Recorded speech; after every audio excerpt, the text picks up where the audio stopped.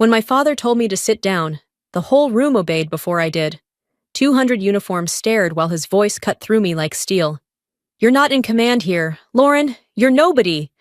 Laughter rippled across the table. I stood frozen, the weight of his words heavier than the medals on his chest.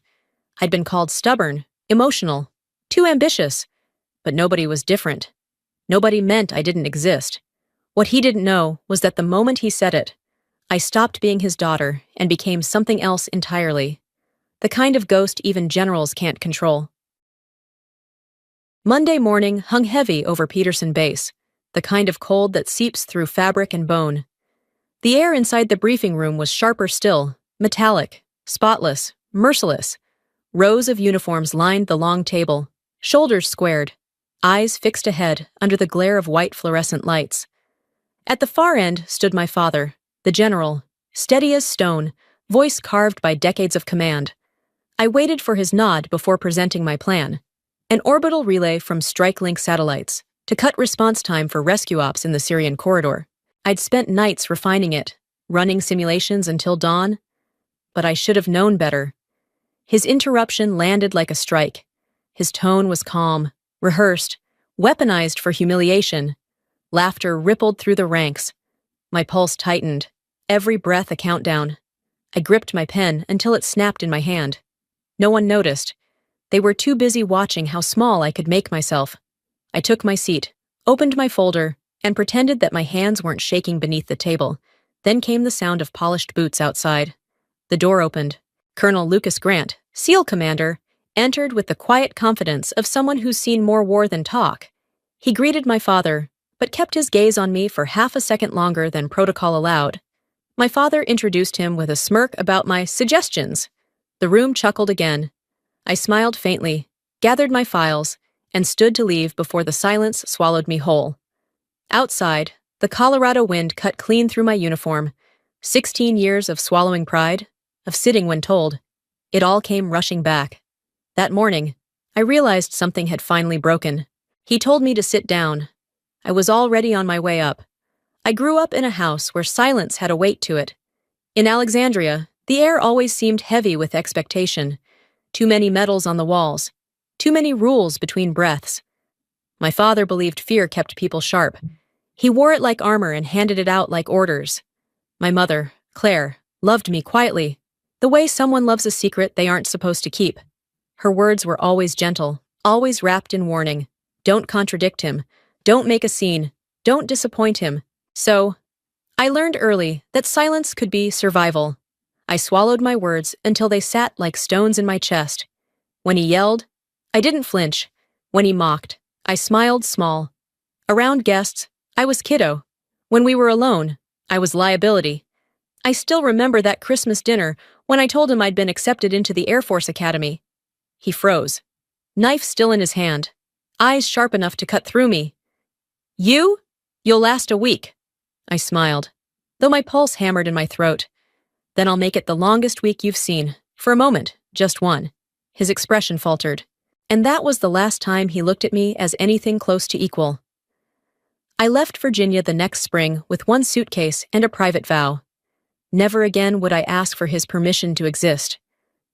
Years later, I'd understand that my silence was never weakness. It was training. Every unspoken word became discipline. Every swallowed reaction, control. The quiet he forced on me would one day become the weapon that saved an entire SEAL unit in a desert halfway across the world. After that morning at the base, the corridors emptied fast, leaving only the hum of heaters and the smell of burnt coffee. Snow fell thick outside, muting the sound of jets taking off from the runway. I sat at my desk, fingers poised above a blank resignation form, ready to walk away. Then my screen flickered. A coded email appeared out of nowhere. Subject line, Ghost 13, standby. Extraction at 0400. I read it twice before it sank in. Ghost 13 was me. The Pentagon had its hidden divisions, programs so deep they didn't exist on paper. Ghost Division was one of them. We handled the missions that couldn't reach daylight. For 7 years, I'd lived 2 lives. A dull analyst by day, a tactical ghost by night, guiding drone strikes and rescue ops no one would ever know happened.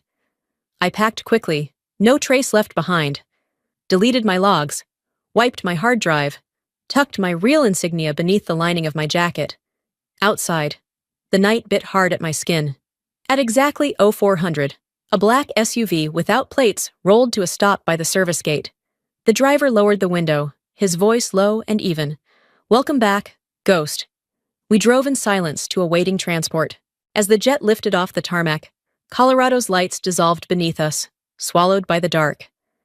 I stared down at the Atlantic until it vanished under cloud, thinking of that conference room, his voice cutting through my name like it was disposable.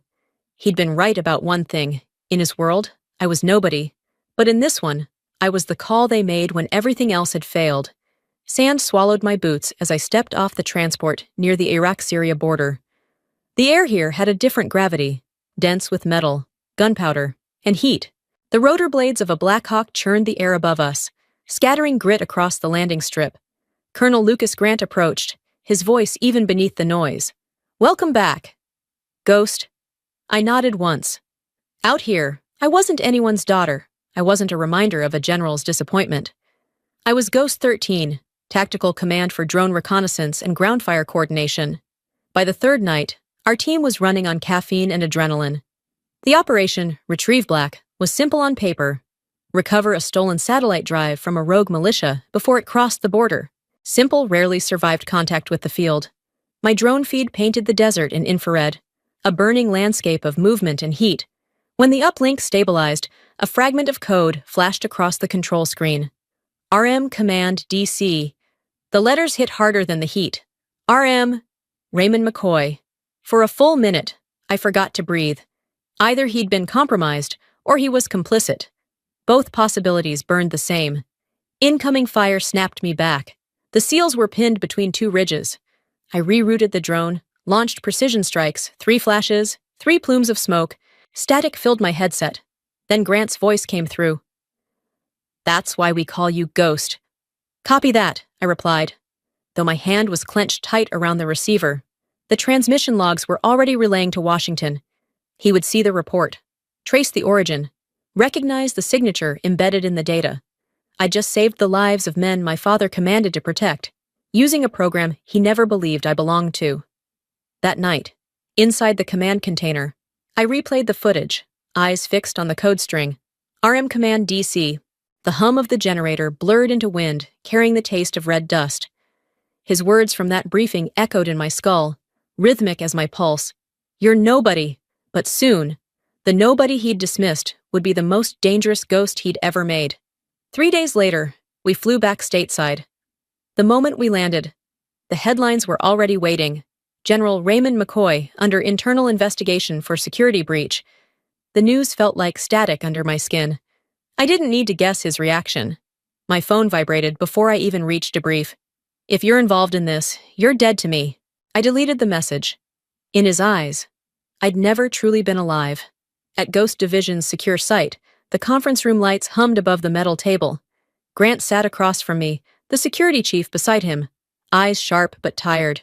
"We traced the breach," Grant said quietly. "It's not your father. It's someone inside his office, Colonel Haskins." The name landed like a bitter memory. Haskins had been my father's shadow for a decade, the same man who once barked at me to fetch coffee during a Pentagon briefing. If I exposed the proof, my father's career would collapse with him for negligence. If I kept it buried, his reputation would rot under suspicion. Either choice cut through me the same way he'd once cut through my pride. That night, I sat alone in my quarters. On the desk, an old photo of us in uniform, edges curled, and a small drive containing every encrypted file linking Haskins to the sale. One was memory. One was justice. I touched both, and chose the third thing he never taught me to value. Truth. I transmitted the files with a single tag. Anonymous clearance. No trace. No credit. No glory. The ghost strikes once and vanishes. By morning, every major outlet ran the same headline. Anonymous whistleblower exposes mole inside General McCoy's office. His name was cleared. His command survived. But when I passed him in the Pentagon corridor later that week, the air between us froze, his uniform immaculate, his eyes glacial. "Don't ever interfere with my command again," he said low enough for only me to hear. I met his gaze and answered softly, steady as the desert wind. I never did. Then I walked past him, carrying with me the faint smell of sand and gunpowder, the scent of someone who had just dragged his honor out of the dirt and left it shining behind. I'd faced gunfire, but nothing like the sharp, suffocating air of my father's gala. 40 years of his service, wrapped in chandeliers and champagne. Senators and contractors filled the ballroom, clinking glasses over careers built on other people's silence. Earlier, he'd called, "No uniform, Lauren. It's not that kind of night. Wear something pretty." So I wore navy silk, the color of the uniform he never wanted me to be seen in. At the entrance, my mother took my hand. "He's proud of you," she whispered. "He just doesn't know how to say it." "Mom!" "He doesn't speak that language." Inside, the lights made the metals gleam cold. My father smiled for cameras, shaking hands like a man collecting loyalty. When he spotted me, he raised his glass. "Gentlemen, my daughter, the analyst from Colorado, still learning how the real military works." The laughter that followed was polite, practiced.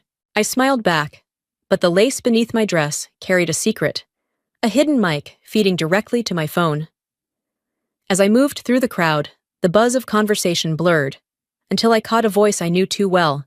Colonel Haskins, my father's aide, murmured to a man in a red tie, "The Saudis have the satellite files. Payment confirmed. Keep the general out of this." My pulse quickened. I passed by, setting my glass down near them, enough to record every word. By the time the orchestra began its closing piece, the evidence was mine. When my father called me over for one last photo, his hand tightened on my shoulder.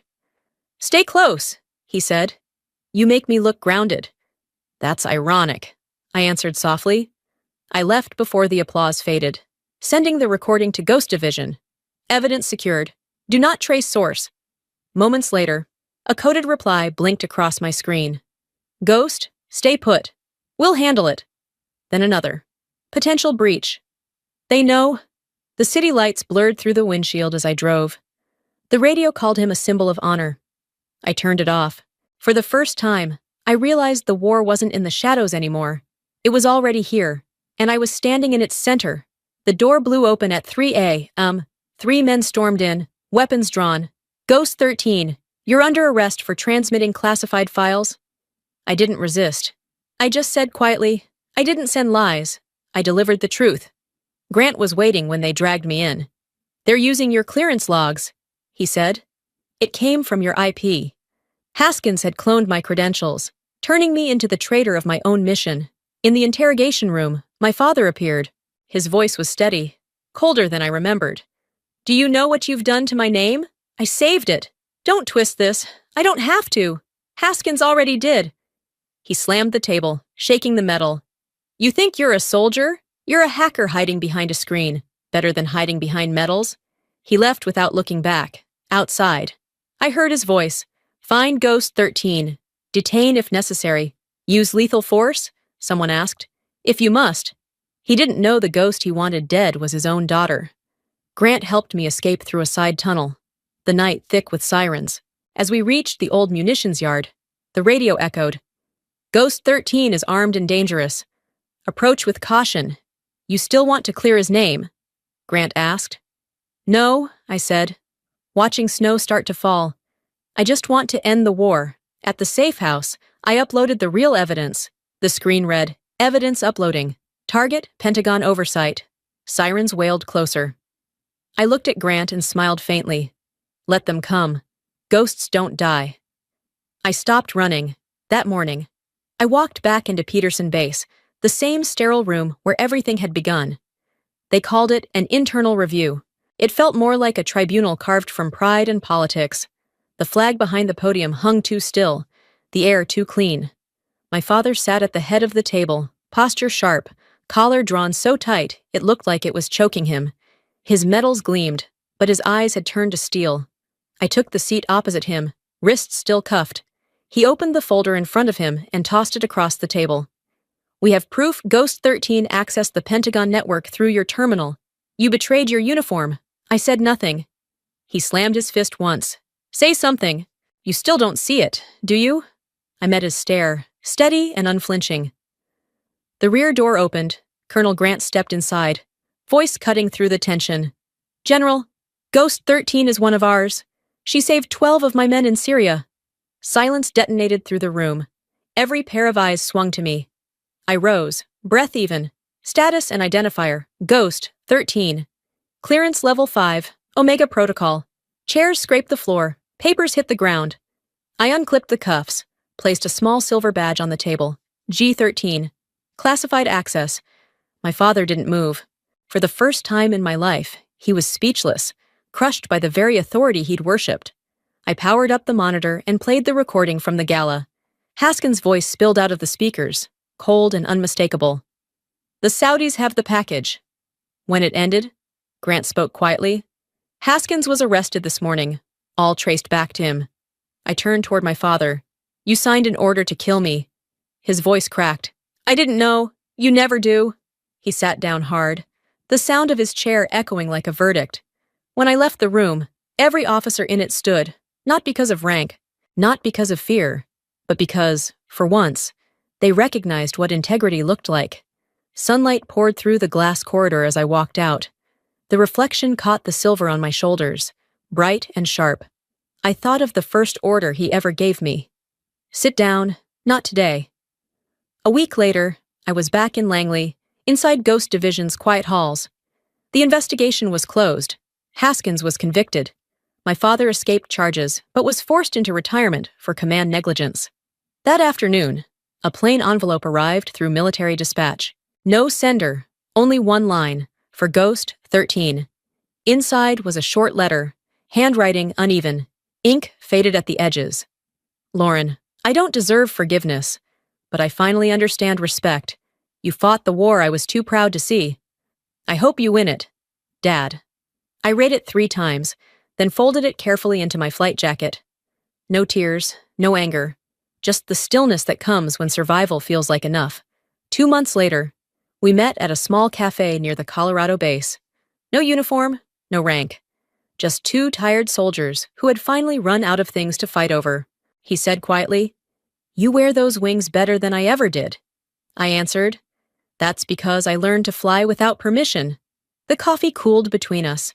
No embrace, only peace, quiet, imperfect, real. That night, I drove along the runway. Wind roared past the windshield. The war was over, and silence was all that remained.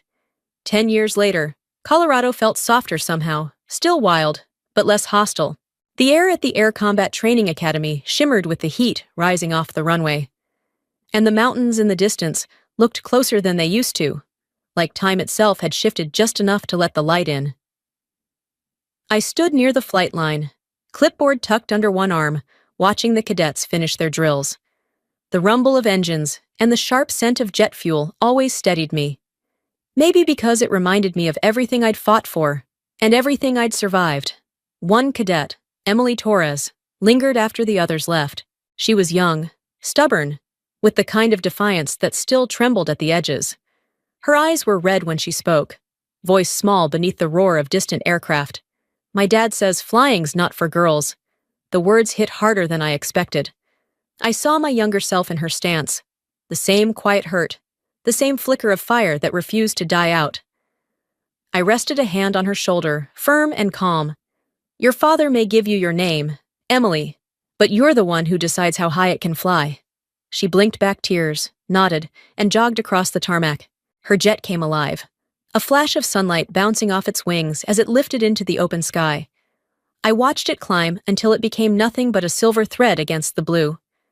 The wind rose, brushing across my face, carrying a voice I hadn't heard in years. Sit down, McCoy. I smiled softly. Those words used to cage me. Now, they couldn't touch me, because the sky never learned how to kneel, and neither did I.